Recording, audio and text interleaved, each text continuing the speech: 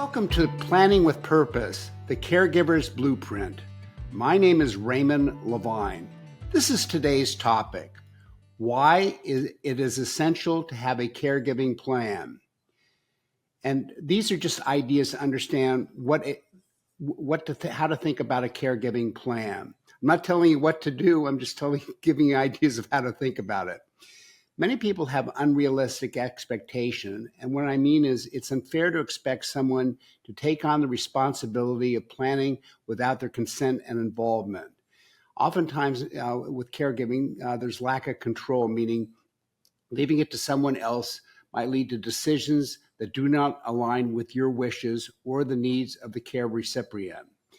Oftentimes there's strained relationships. What do I mean by that? Resentment may build up if one person feels burdened with the planning responsibility, or if one person in the family is responsible, and then you always have somebody else that will tell you how awful you are or how they could do it better, but they don't want to take responsibility. And there are unforeseen expenses. Caregiving needs can evolve, leading to unexpected costs beyond your initial estimation. And what I mean by that is, people may start off with you need a couple hours a week, 3 hours a week of some kind of caregiving, and depending on the kind of care, frailty, accident, cognitive issue, incrementally the time needed for caregiving increases with more care needs, more care issues, more doctor visits, more helping somebody with their activities of daily living. And I've given this example numerous times. My mother incrementally, she only needed a few hours each week.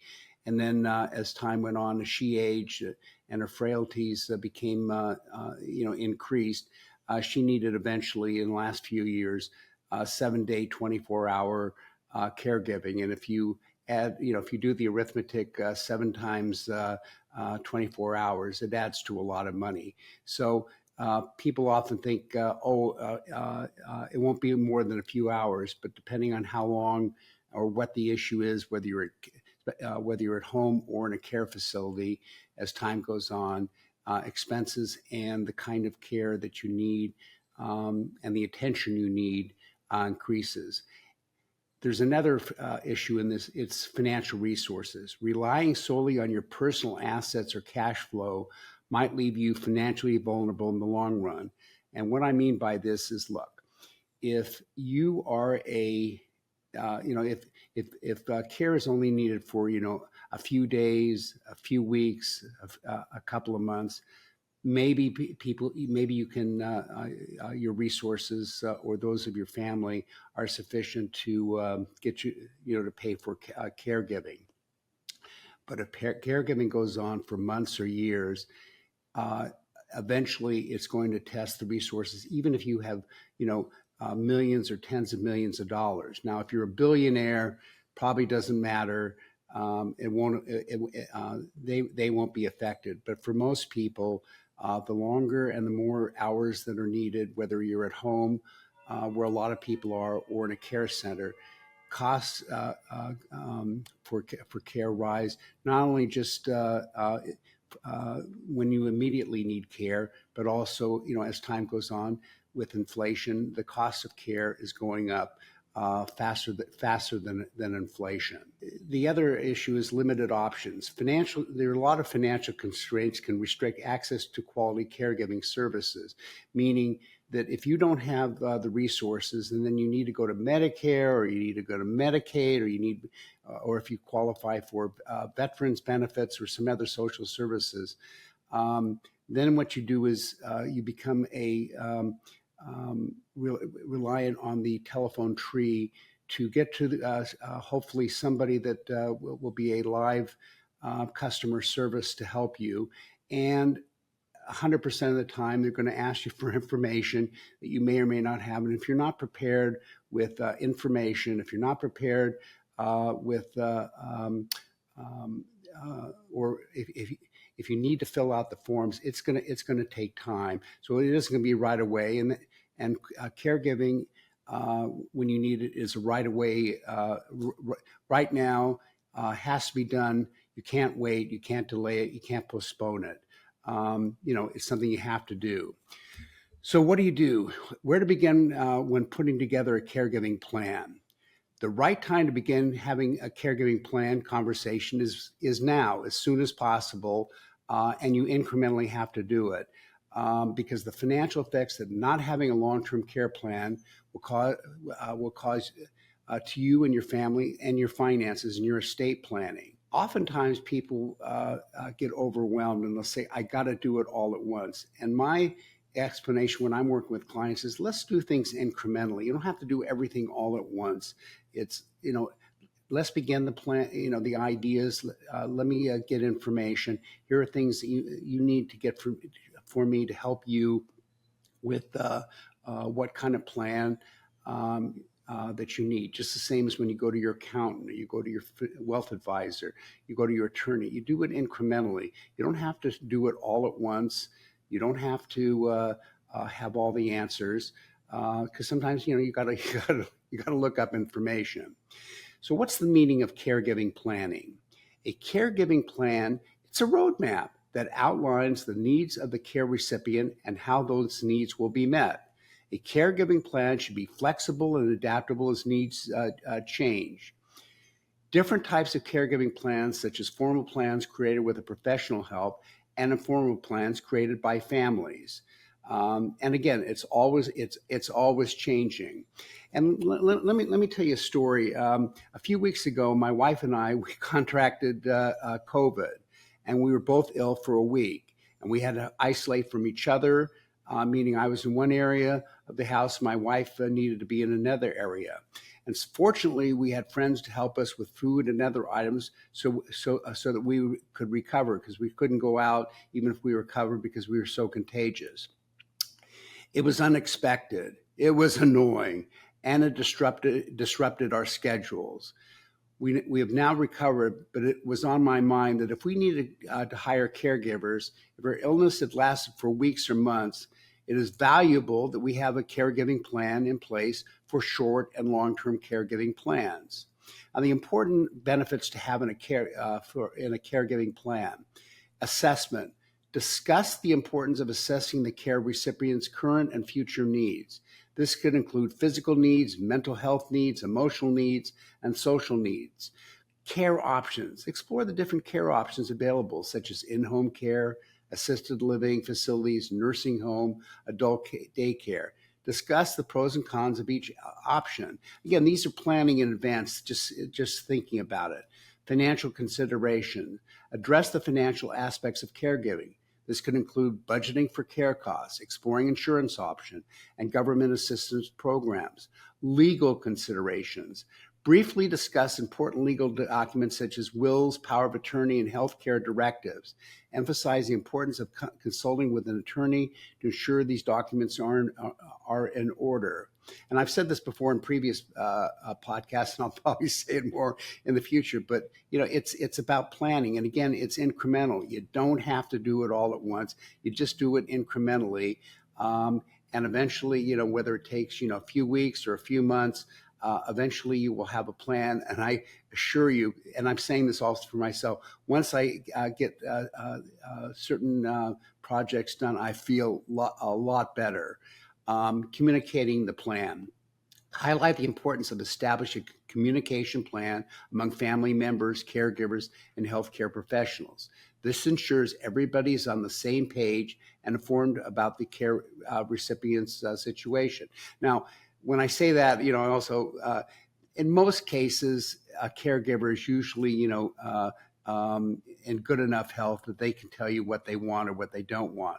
But in time, it may be, depending on the situation, if it's a cognitive issue or if it's a stroke or something where somebody can't communicate, obviously, family members are going to have to take more responsibility, which also means it's like, what does the person want? Because even if, so long as you're alive and you're conscious, even if you're not as cognitively conscious as you could be, you can still be argumentative and difficult. So these are things where people have to decide: can a person that needs caregiving, do they need, can they make decisions, or does somebody need to make decisions? But if you have these things in place in advance, it helps those that are caregivers and certainly those that will need caregiving.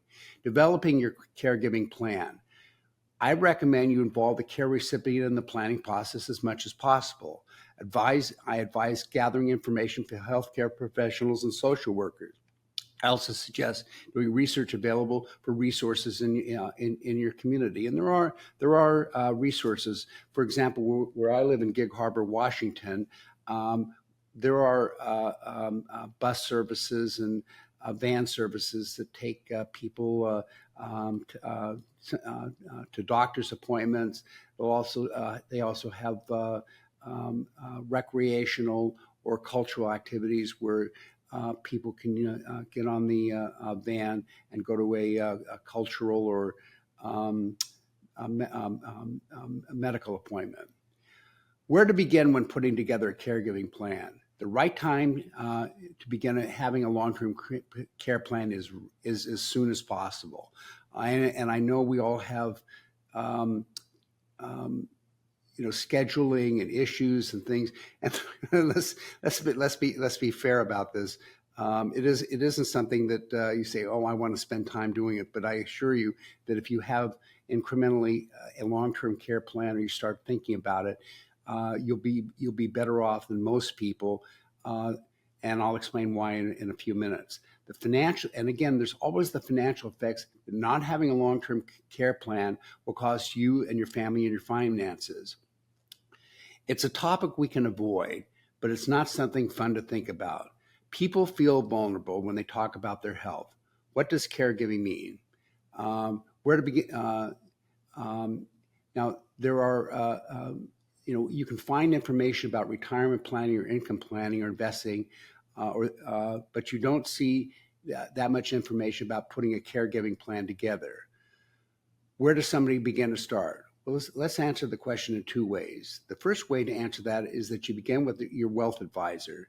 It should begin, and also an attorney.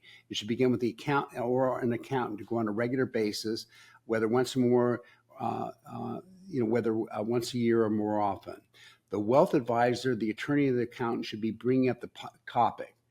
I'm handling your money. I'm handling your estate planning. I'm handling your finances. And these are the questions they should ask. What would happen if you needed care? Who would be your caregivers? Where would you want the care? Who do you want to be responsible for your care? Do you want your family or friends, or do you want to hire a professional caregiver? And then the second question is, how are you going to pay for it? One way or another, everybody's going to pay. Somebody's going to pay for this care. So I think it begins with somebody's financial advisor, wealth attorney, accountant, to bring up the subject and say, we're doing all this, but it's part of your estate plan, and this is something that your family needs to talk about. And hopefully, what they will do is some are knowledgeable about long-term care plans. Most, if they don't recommend, and you hear this, to schedule a day and time to talk to me, because that's my area of expertise as an extended care benefits advisor. But many advisors will advocate caregiving, and hopefully they refer you to a long-term care benefits advisor. Somebody that's experienced in extended care planning to help a person with their estate planning. You'll own these. Now, here's something that I hear a lot, and let me explain it this way. You're going to own this plan for a long time, or hopefully you'll own this plan for a long time. And just as you have long-term care investment, such as Warren Buffett of Berkshire Hathaway, when he buys something, he holds on to it. One of the things that people don't like about thinking about this is that they're going to own something and they're going to own it for a long time. I always say that you want to own the right plan at the right place at the right time, so that when you need it, it's available. It might be a year from now, it might be 10 years from now, it might be 25 years, depending on when you buy the plan. Now, people come to me because they have been encouraged by an advisor they're planners, or they have had a caregiving situation where they've been personally involved, or they know of people who needed caregiving and it became a difficult situation. I just went through that with my parents. I want to make sure that my kids don't have to worry about me, if that makes sense. What I say to people is there's no requirement. People are either in denial, deferral, or delay when it comes to thinking about long-term care insurance. It's not something that people want to think about. Sometimes people will say, "Oh, it'll never happen to me." Well, then my answer to that is, what happens if it does? What happens if it does? At the present, when it's actually happening, it's the best time, but sometimes people are exhausted and they're overwhelmed. They say, "Well, I'll do it later," and then they forget about it. And again, unless somebody is encouraged, you've got to have the conversation. Once they have the conversation with me or other people, and whether they get a plan or not, they've had the conversation. They know what the issues are. They know what plans are available to them based on your health and your financial circumstances, and what do you want the plan to accomplish. There are other things. I find that people don't really have a plan. And their organizations, such as the Conversation Project, which offer plan forms with questions and ideas. And there are other planning forms available where people can create a caregiving plan. Once they do, when the time comes, when you or your family need caregiving, there will be a plan with sufficient funds to pay for caregiving. There will always be unknown issues and people in situations which will be annoying. In my experience, both personally and with clients, not knowing what to do causes people to make financial and caregiving mistakes.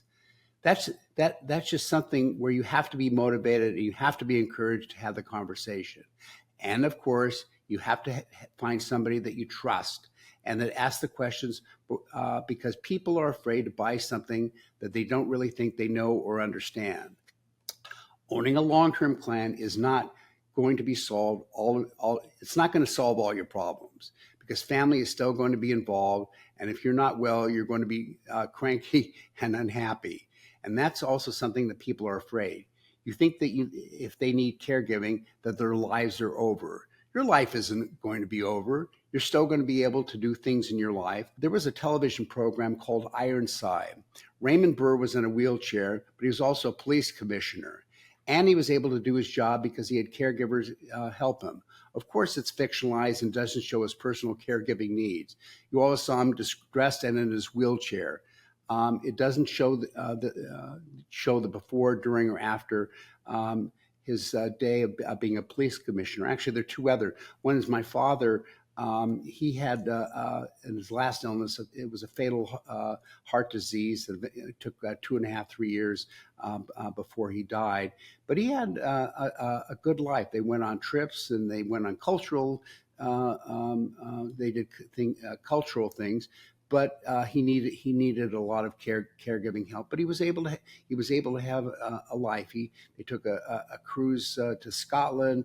They also went to the 50th anniversary of the D-Day in 1994. So he was able to do a lot of things. And of course, the big one, Franklin Roosevelt was a polio, had polio, but was president for 12 years. Unusual circumstances. For Roosevelt, because in those days they didn't show, have the kind of press scrutiny, but he needed care 24 hours a day. And of course, unusual circumstances when he was from a wealth, he had a lot of wealth in his family, and of course, when he was president, had all the assistance he needed with his daily activities. Is there a right time to start these conversations? Whether it's someone experienced any decline, whether it's physical or mental health, it's never too early to have a conversation or too late to have the conversation. People send me articles, whether they're living in the area or living in some part of the country, the economic costs that people have to spend on airfare, or people have to put their careers and their lives on hold.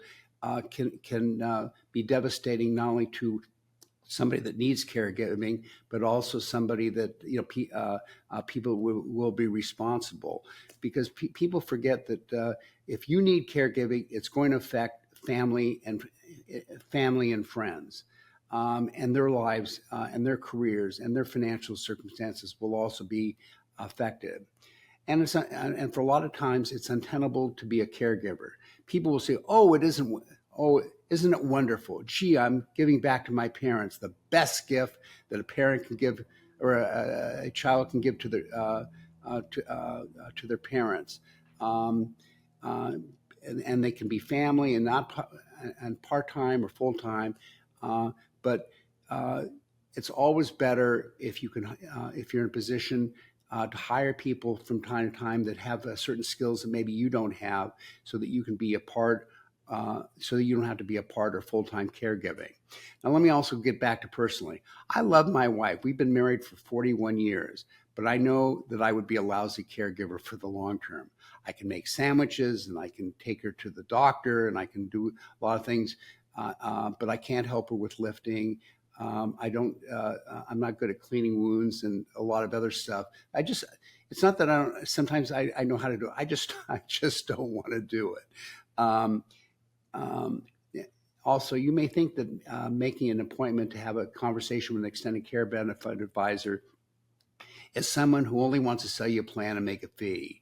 You may think that it will be painful, an awful experience, having to answer financial and health questions that you may not want to share. It may seem that you don't want to tell people about your concerns with caregiving issues to a stranger. Many people don't think it is worth the time to talk with an extended care benefit advisor about caregiving benefits. Whether it's my personal experience or caregiving experience with your family or friends, implementing a caregiving plan is important to you, your family, and your estate plan. So here's where you can contact me, Raymond Lavine, at area code 253-275-6091, or go to my website, www.lavineltcins.com. Please subscribe to The Prepared Caregiver. Experience a beautiful day in the neighborhood, and stay, as they say, especially as the summer months, stay cool.